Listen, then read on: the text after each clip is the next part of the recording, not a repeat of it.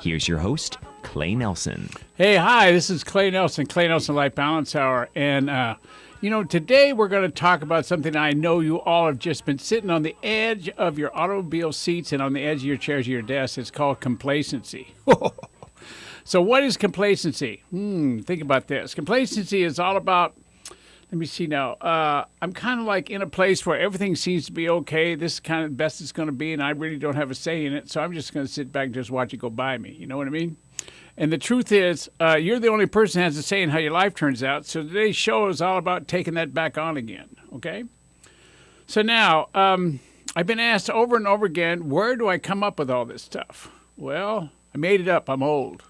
So that's the way it works, all right? I've already done everything wrong you can do on the planet. I've been a coach for 28 years. I've made money, lost money, and found out money doesn't matter because money can't hug you. And I've been sick, got over it. I've had companies and gotten rid of them and gotten them back again. I'm a motivational speaker. I've done just about everything you can do legally, okay?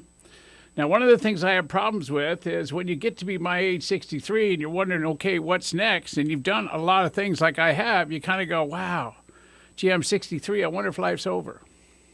I wonder if I've done it all. I wonder if this is it. And then all I have to do is walk outside, look around. There's always something new to play with, something new to do. But notice what I said is if I have to get out of my chair, get up, and make a move. So if you want to have a say in how your life turns out, you have to be in action. So the show today is all about how to handle giving up complacency, not surrendering to it. So think about this now. So here we are. Life is going along. We have everything we have. We do what we do.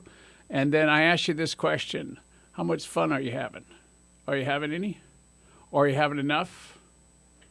Or how about this? How about you listen to your brain and say, oh, you're having too much fun. It must be against the law somewhere. Okay, better slow down.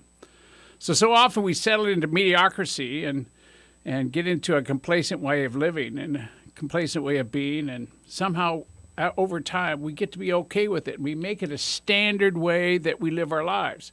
And ladies and gentlemen, that's hogwash. Anytime you stand still for too long, somebody's going to have to come along and dust you. So can you hear that? If you're getting dust on your clothes or dust on your shoulders or something on your face, you've been standing still too long. So, yeah, totally. So it's all about getting up and getting moving, all right? It's like how do you handle when you just kind of sit there and go, boy, why me? Why do I have to grow? Why can't somebody else grow? Think about that. It's because there isn't anybody else. It's your turn. Now, I've been a business consultant, coach, whatever you want to call us wild people, for 28 years. I have 80 or 90 clients going consistently all the time. I have a 1-year waiting list, and the same thing is going on in the month of January every single year for the last 12 years. Is people get to a place where they go, the year changed. It's now '08 instead of '07, but guess what? I haven't. It's still the same. And people are sitting around waiting, thinking just because the year changed, their life is going to be better. And it doesn't work that way. And I've got clients, some of them are multimillionaires, some of them want to be, some of them don't want to be, but most of them are all in the same place. They give up after about the 15th of January that they can make a difference in their life.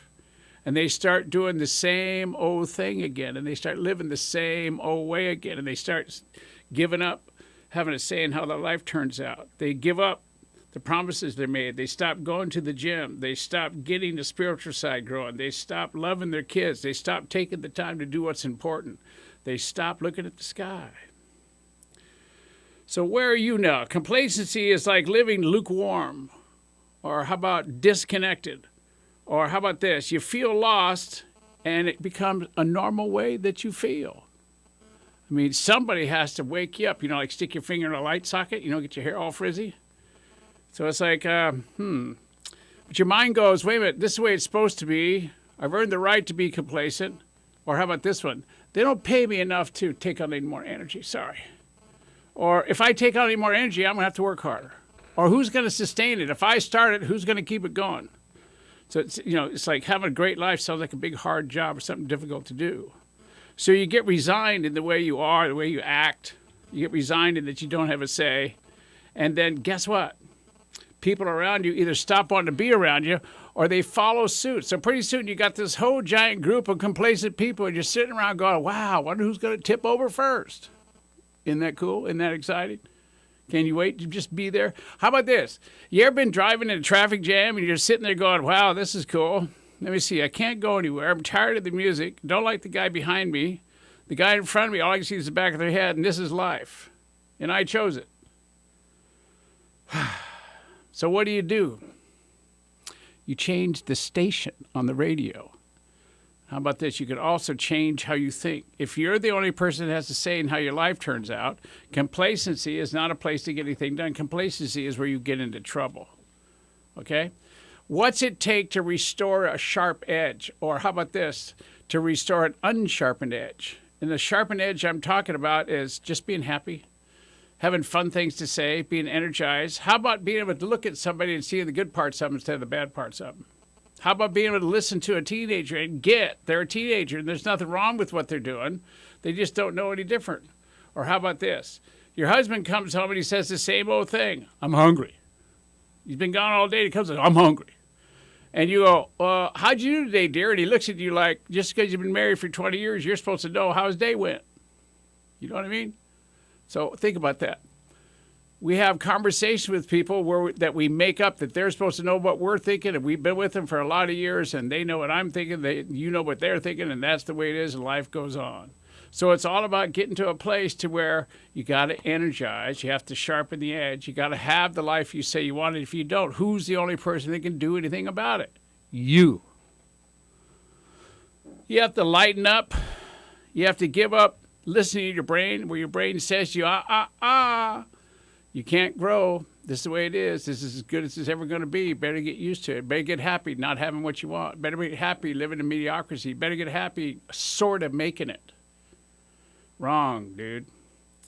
If you've ever been involved in sports or watched sports, if you had somebody on a football team or a soccer team and they were going, well, this is kind of as good as I want to play, you know how long they last on the team?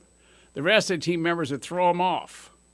Okay? Or the other team would hurt them so bad they'd have to be dragged off. So that's just the way it is. That's the game. That's where you have to go. That's how you got to play. You absolutely have to fight to have a say in how your life turns out. You have to fight to have a say in how your work day turns out. And the one thing that you got to fight with the most is your own brain. So in a minute, we're going to come back after this break, and I'm going to talk to you about complacency, what to do about it, quite frankly, how to spot it when it's got you, and then how to have fun with it when you see it in someone else. So it's all about learning to laugh at yourself. It's all about being able to get your creativity back. It's all about being able to set goals and reaching them. And it's all about being able to be the person that leads, not follows all the time. So we got to go? Oh, we got a minute? Okay, so I want to read to you an anonymous, get this, an anonymous quote. Why is it anonymous quotes are always the best? Okay? That anonymous guy is amazing. This anonymous guy is really, really smart dude. It says, my life is so comfortable at the moment, I thought it was just padding. And then I realized it was a cell. Whoa. Oh. So being comfortable can get you to a place to where you just kind of vibrate to death. Comfortable is a place where, at least in my life, I gained weight. Remember I told you over the years I've lost 108 pounds? Well, I got really comfortable for about the first 28 years. That's when I gained all that weight. So I had to get uncomfortable to lose it. Another quote is from Edmund Burke. It says, they believe, they, meaning those other guys, believe that nothing will happen because they have all the doors closed. So I'm in a box. I know how it works. I'm in control, but guess what? Once you know it all, what happens? You start making up stuff to break things because, quite frankly, the box you're in doesn't light you up anymore. All right, so I got to go on a break. You're listening to Clay Nelson Life Balance Hour. Name of the show is Giving Up Complacency. If you're not too complacent, get on back here.